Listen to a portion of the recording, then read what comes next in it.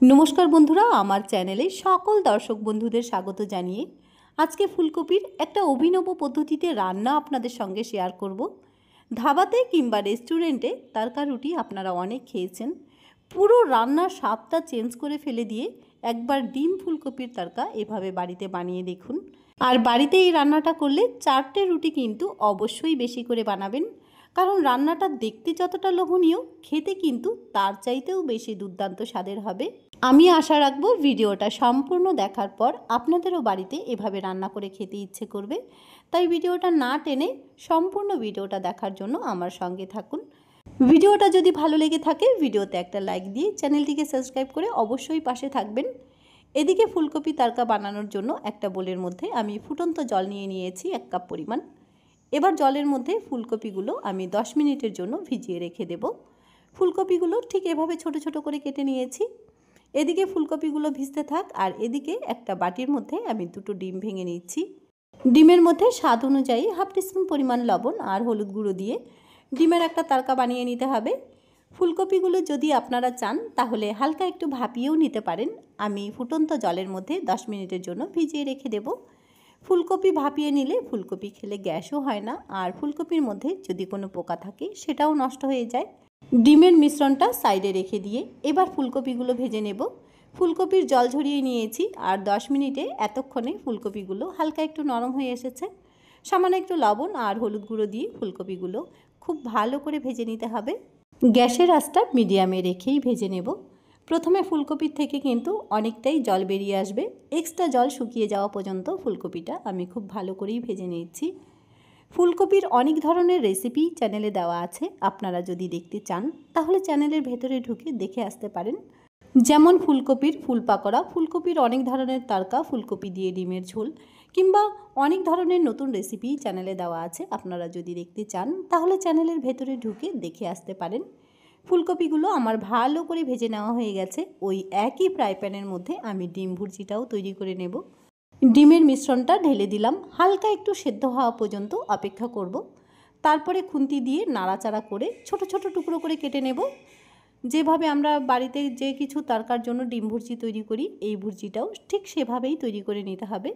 আমি ডিমগুলো ছোট ছোট করে কেটে ডিম ভুর্জি তৈরি করে নিয়ে সাইডে রেখে দিচ্ছি। এবার রান্নাটা একবারেই বসিয়ে দিতে হবে।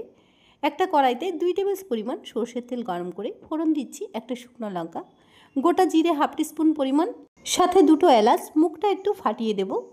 তারপরে ফোড়ন আসা পর্যন্ত একটু নাড়াচাড়া করে বেশ খানিকটা পেঁয়াজ কুচি দিয়ে নিচ্ছি। একটা বড় সাইজের পেঁয়াজ ঠিক এভাবে মিহি করে কুচিয়ে নিয়েছিলাম। পেঁয়াজটা ফোড়নের সাথে মজে আসা পর্যন্ত পেঁয়াজটা কিন্তু ভালো করে ভেজে নিতে হবে। পেঁয়াজটা যখন হাফ সেদ্ধ হয়ে যাবে আর পেঁয়াজের মধ্যে হালকা একটা লালচে কালার চলে আসবে, ঠিক এই সময় পেঁয়াজ রসুন আদার একটা পেস্ট দিয়ে নিচ্ছি। সাথে তরকারির স্বাদ মতো লবণ এখন একবারেই দিয়ে নেব। হাফ টিস্পুন পরিমাণ দিয়ে দিচ্ছি হলুদ গুঁড়ো, জিরে গুঁড়ো দিয়ে দেবো 1 টেবিল পরিমাণ আর সাথে হাফ টিস্পুন পরিমাণ ধনে গুঁড়োও দিয়ে নিচ্ছি।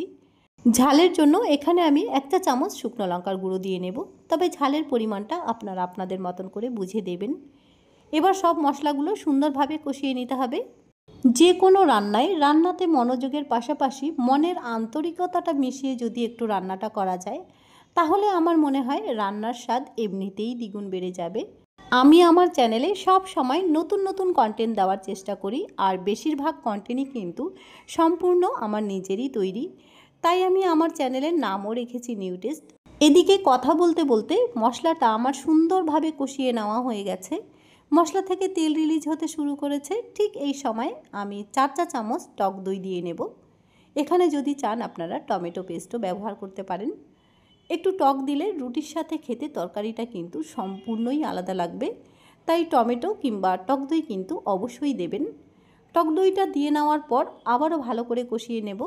ঠিকঠাকভাবে রান্নাটা করতে পারলে টক দই থেকে কিন্তু বেশ খানিকটা তেল কিংবা ঘি বেরিয়ে আসে। আর আমি টক দইটা দিয়ে নেওয়ার পর মশলাটাকে আবারও সুন্দরভাবে কষিয়ে নিচ্ছি। আবারও যখন মশলা থেকে তেল ছাড়তে শুরু করবে ঠিক এই সময় ভেজে রাখা ফুলকপিগুলো দিয়ে নেব। ফুলকপিগুলো দিয়ে নেওয়ার পর এবার মশলার সাথে কয়েক মিনিট একটু নাড়াচাড়া করে নিতে হবে। ফুলকপির সম্পূর্ণ এই নতুন রান্নাটা শুধু রুটির সাথেই নয়, শীতকালে ধোয়া ওঠা গরম ভাতের পাতেও কিন্তু খেতে মন্দ হবে না। যে কিছুর সাথেই খেতে পারবেন। তাই রান্নাটা কিন্তু অবশ্যই বাড়িতে একবার ট্রাই করে দেখুন। সম্পূর্ণ একটা নতুন রান্না, মুখে একটা নতুন স্বাদ নিয়ে আসবে। ফুলকপিগুলোকে মশলার সাথে ভালো করে কষিয়ে নিয়ে এবার আমি গ্রেভির জন্য 1 গ্লাস পরিমাণ জল দিয়ে দিচ্ছি। এখানে নর্মাল জল কিংবা হালকা একটু উষ্ণ গরম জল, যেটা আপনার পছন্দ সেটাই দিয়ে নেবেন। আমি কিন্তু এখানে নর্মাল জলই ব্যবহার করেছি। এবার ঝোলটাকে খুব ভালো করে ফুটতে দেব। ঝোলটা যখন ফুটতে শুরু করবে, তরকারির টেস্টটাকে আরও দ্বিগুণ বাড়ানোর জন্য এখানে আমি একটা তড়কা লাগিয়ে নিচ্ছি। ফুটন্ত ঝোলের মধ্যে ডিমগুলো দিয়ে নিলাম। ডিমগুলো দিয়ে নেওয়ার পর একটু নাড়াচাড়া করে এবার আমি তড়কাটা লাগিয়ে নেব। সেই জন্য একটা তড়কা প্যানের মধ্যে 1 টেবিল পরিমাণ সরষের তেল গরম করে একদম মিহি করে কুচিয়ে রাখা রসুন একটু ভাজা ভাজা করে নিয়েছি। এবার ওই গরম তেলের মধ্যে দিয়ে দিচ্ছি 1/2 টিস্পুন পরিমাণ গরম মশলার গুঁড়ো, কালারের জন্য 1/2 টিস্পুন পরিমাণ কাশ্মীরি লাল লঙ্কার গুঁড়ো দেব, আর খানিকটা ধনেপাতা কুচি দিয়ে তেলের সাথে বেশ মজিয়ে একটু নাড়াচাড়া করে নিতে হবে। তারপরে তরকারির মধ্যে গরম গরম অবস্থাতেই ঢেলে দিচ্ছি। ঢেলে দিয়ে নেওয়ার পর এবার তরকারিটা কিন্তু বেশ মজিয়ে আর জমিয়ে রান্নাটা করে নামিয়ে নিতে হবে। ভিডিওটা সম্পূর্ণ দেখার পর আমি আশা রাখবো আপনাদেরও বাড়িতে রান্না করে খেতে ইচ্ছে করবে। তাই আর দেরি না করে ফটাফট বাড়িতে রান্না করে ফেলুন আর আমাকে কমেন্ট করে জানান যে রেসিপিটা কেমন হয়েছে। ভিডিও ভালো লাগলে ভিডিওতে অবশ্যই একটা লাইক করবেন আর চ্যানেলটিকে সাবস্ক্রাইব করতে কিন্তু ভুলবেন না। দেখা হবে আবারও নতুন একটা ভিডিওতে। ততক্ষণের জন্য এখানেই বিদায় নিচ্ছি।